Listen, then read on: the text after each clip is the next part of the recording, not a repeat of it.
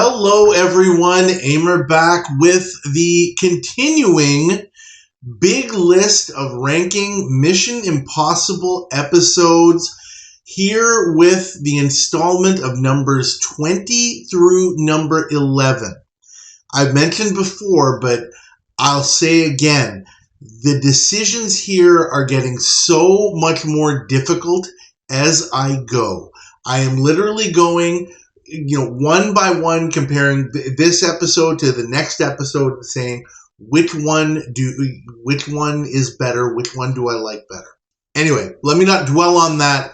Let's get right into it with number 20, season 4, episode 6, Commandante. The IMF must rescue Father Paolo Dominguin, who is the leader of a democratic revolution in his country, and is being held by a Far East-backed faction which is trying to take over his revolution, led by their international agent Acero and local guy Martillo. This one has an excellent guest cast. Sid Haig gets to be very lively and plays second fiddle Martillo to Lawrence Dane's Acero. And Lawrence Dane plays an absolutely great villain here. He enjoys his best role on the show, I feel, with just his eyes and facial expressions. I've mentioned that before. Arthur Batanides as Dominguin is good too. He doesn't have a lot to do in this one. This is a weird role for Leonard Nimoy as the Far East People's Republic envoy. That's okay. Having Barney build a helicopter from a couple of boxes worth of parts and the misdirection using said helicopter is extremely cool, and that is really the best part of this episode. This is the best of the A-Team episodes from season 4, where there isn't a female agent and the action is mostly testosterone filled with just, actions, the odd explosion, that kind of thing. This is a fantastic Kansas City shuffle where the IMF allow the antagonists to drive the plot and the action and make them feel like they're in control, only to have them realize at the end that they were looking at the wrong thing the whole time. If only the antagonists weren't so lame and predictable. The same thing that allows the IMF to let them feel like they're in control is what allows them, especially Acero, who is, very, very intelligent, but also very conceited and proud. That's what allows him to be so easily defeated, because he thinks he's got the whole thing figured out, and there sure isn't anybody out there smarter than him. Number 19. Season 5, Episode 10, Hunted. The IMF must rescue Dr. Frederick Kolda, who is ill and being held without proper treatment, from the country of East Victoria so that he can continue his struggle against the oppressive all-white government. But the mission goes awry. There is such great work by Tanisha as Gabby in this episode. If you're watching this video, you know exactly what I'm talking about. She carries this episode. We are rooting for her the whole time. That's an understatement. She was only 17 while filming this episode, and she carries herself like an absolute pro and is able to pull off one of the best and emotionally charged guest performances ever on the show, with no dialogue, playing a deaf mute. She makes you feel what is going on around her, with the excellent use of an oboe leitmotif where ordinarily she would be speaking. That's all there is, and it's so powerful and meaningful. And her performance, hands down, makes this a great episode. The anviliciousness of this episode about race relations still resonates today, demonstrating some of the realities of life for people of color. That's kind of a side note, but it's all really about her in this one. If only this was not an excuse plot. That's the big problem here. The whole point of the episode, of course, you're here because you've seen it, is that Barney gets put at risk because he's one of the people who is rescuing Kolda. And I pointed out in my full review, and I'll point out again, Why did the team need to put Barney at such risk of being caught in an apartheid country just to be a guy to get a resistance leader out of the hospital? Anybody could have done that. It would have made a lot of sense if Willie had been there, because he would have had to lift Kolda up and get him out of the facility that he's in. His strength would have been a plus. Had there been some foundation laid for Barney's presence in the episode, that would have really helped. Of course, if Barney had not been there, there really wouldn't have been much of a story. I get it, but still, that part of it just bothers me. Number 18, Season 6, Episode 12, Nerves. Wendell Hoyes has stolen a canister of deadly nerve gas that was due to be destroyed for its lethality, and the IMF must recover it. This one has a good script, it's a great story, and it has an outstanding guest cast. Chris George, Tyne Daly as Sarita Lane, Rayford Johnson as Tully, and even Paul Stevens as Cayman Hoyes. What a cast there. There's good teamwork. There's a very interesting love triangle between Wendell Hoyes, Casey, and Sarita Lane, which is neat while it lasts. There's a lot of wild cards and some improv as we go through the plot, and there's suspense all the way through because you can't predict the ending. The episode works. It does not seem overly contrived, again, until the end. There's some issues there. And the IMF is not really able to tilt the playing field in their direction, as they often are able to do.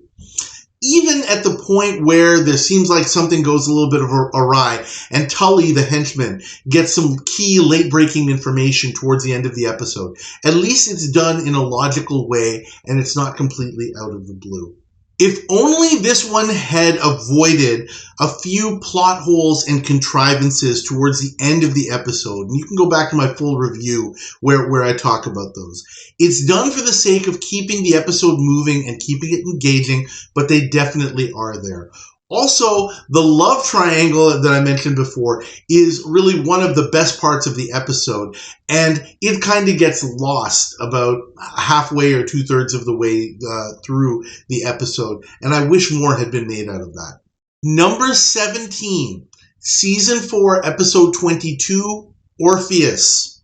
The IMF must neutralize enemy assassin Werner Stravos, who is set for another kill in 2 days, despite not having any clues as to his identity.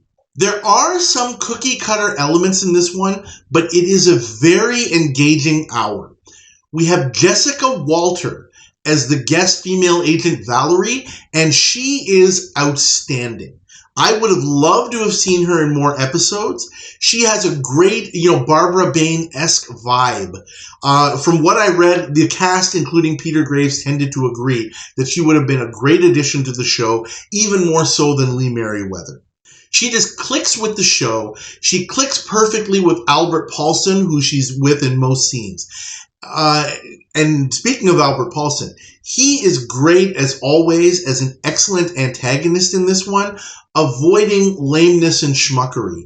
In so many episodes that we've already talked about, he's been kind of cantankerous and loud and that sort of thing. And here he's serious and competent and intelligent, and it shows his versatility as an actor. It's great. But definitely for me, Jessica Walter single-handedly takes this from a good episode to a really, really, really solid one that I like to watch. And it's a solid story all around where the IMF doesn't have perfect knowledge and truly has to earn their win. If only the surprise wasn't ruined at the beginning. We see Stravos setting up a bomb, and I can't think of how the writers and producers could have kind of avoided that. I pointed out in other episodes where when they don't do that, it just seems like, it ends up being some random guy at the end and we're like, oh, so what? So they're walking kind of a fine line with it, but I wish they had found a way to avoid that. I just don't know what that is. Number 16, Season 5, Episode 5, Flight. Manuel Ferrar is his country's security minister who plans to seize power after President Rojas is to be assassinated. The killer is only known as Plato, and the IMF must learn who Plato is and stop him. This one is basically a remake of the Season 4 episode Submarine at the basic level. I read somewhere that somebody thought the episode is flawed because Farrar seems to give up the necessary information about Plato a little too easily. I don't see it that way. I looked for that and I don't think so. This is one of the first episodes I ever watched, probably back in the late 80s. And on repeat, it's not the nostalgia filter at work here. This is a good episode. The team really earns their victory in this one. Lloyd Battista as Farrar's Lieutenant Diaz is excellent. He's very discerning, very intelligent, very competent. I love that in a villain. We all should. And this is John Colicos' best role on the show as Farrar. In the middle of this episode, there's a scene where Dana is caught and is confronted by Diaz. And she puts on this act where she's just kind of a blubbering actress saying, I don't know anything and that sort of thing. And I remember thinking that, oh my gosh, this is so grating. I hate that scene. But on watching it back again, it's actually really well done and so important to kind of turn the episode in the direction that it needs to go. I love that scene watching it back. Also, there is an outstanding scene where Farrar is put into a situation where there's sort of this tribal council, and he kind of takes charge of the situation, and that scene is also fantastic in this one. Only the surprise wasn't ruined at the beginning. I said the same thing about Orpheus. In the beginning, we see Farrar and Plato, and again, I don't know how to avoid it, but that's really the only thing that I find is lacking in this one, if only they had been able to find a way around that. Number 15, Season 1, Episode 17, The Frame.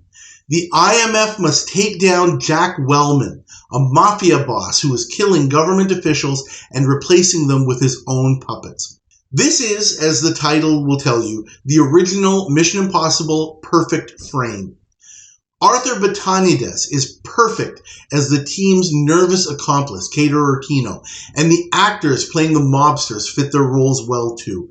The plot is well executed all the way, despite the fact that it's a perfect example of how the team gets to control the action and the environment, but still they're able to pull off a caper, an episode where there's suspense all the way through. Not to mention it's a minimally produced bottle episode. It's all on one set, but that doesn't matter. The story here is so great.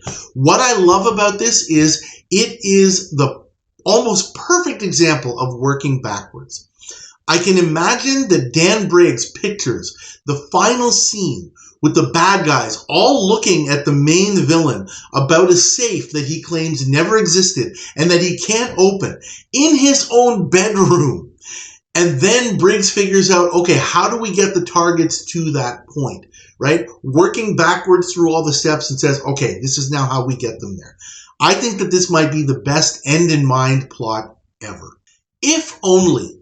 This one has a fair bit of strained and repetitive dialogue by the mobsters. They keep saying a lot of the same things over and over again, talking about how they're worried about Jack Wellman's methods and how it might get them into trouble. And that just becomes a time filler, and it just happens over and over and over again.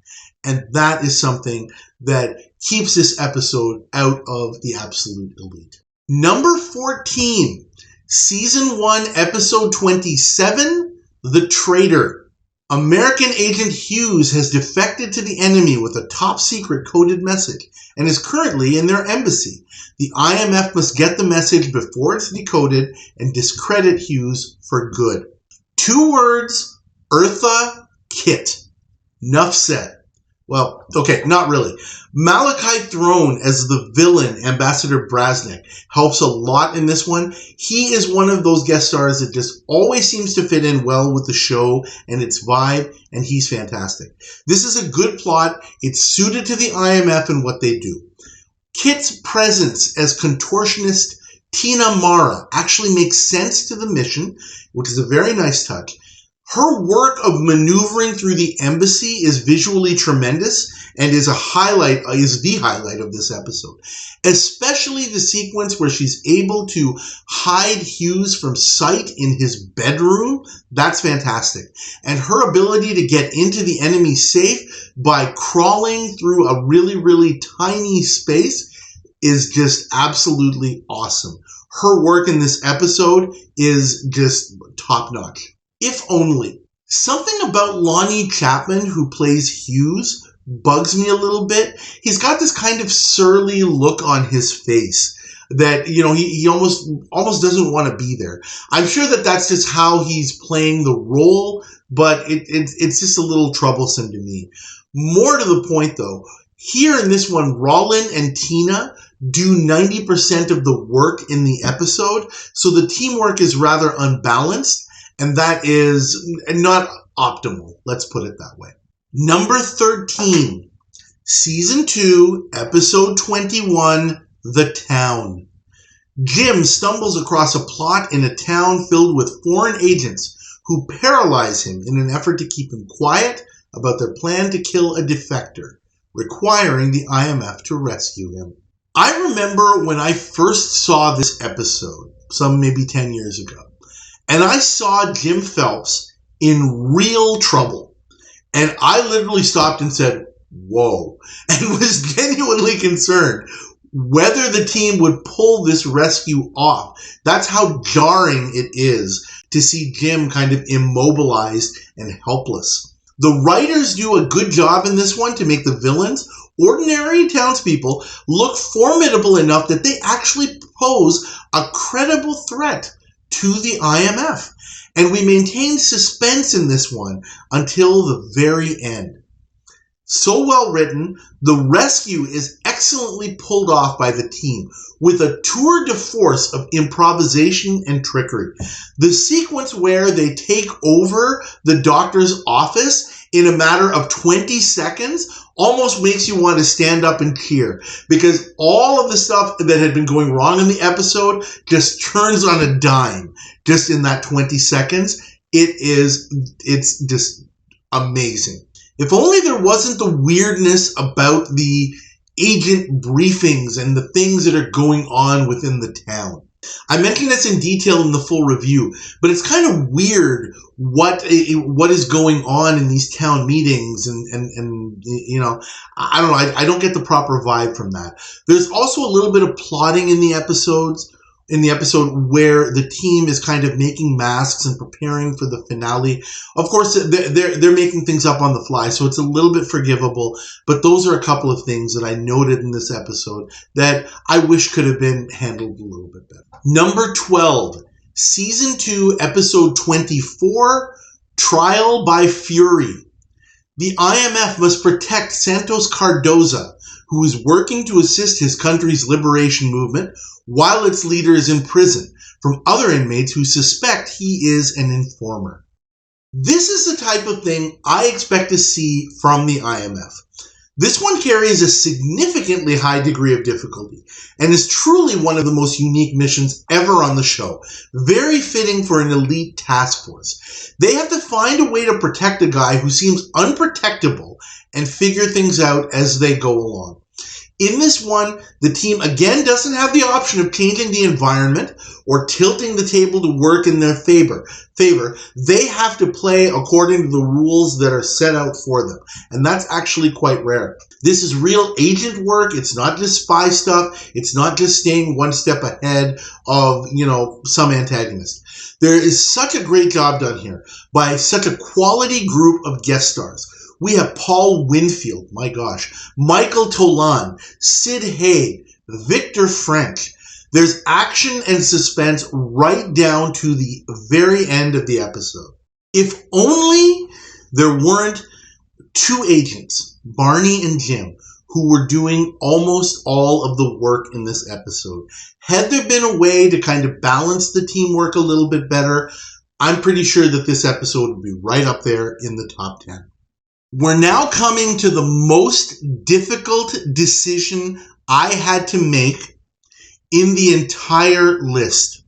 Number 11. After much deliberation, number 11, Season 6, Episode 7, Encounter. The IMF must get evidence on Frank Brady and Martin Stoner's protection racket and put them out of business, using Martin's alcoholic and promiscuous wife Lois as part of their plan. 2 words, Elizabeth Ashley. She's Lois Stoner in this one. She single-handedly makes this episode awesome and drives all of the action in the episode. Season 5 had a lot of episodes where the writers tried to make the people around the IMF's activities more real and involved. Season 6 continued that in many episodes like this one. The IMF is using Lois Stoner for their own ends. Sure they are. But it's all done in a positive direction that creates a great hour of television.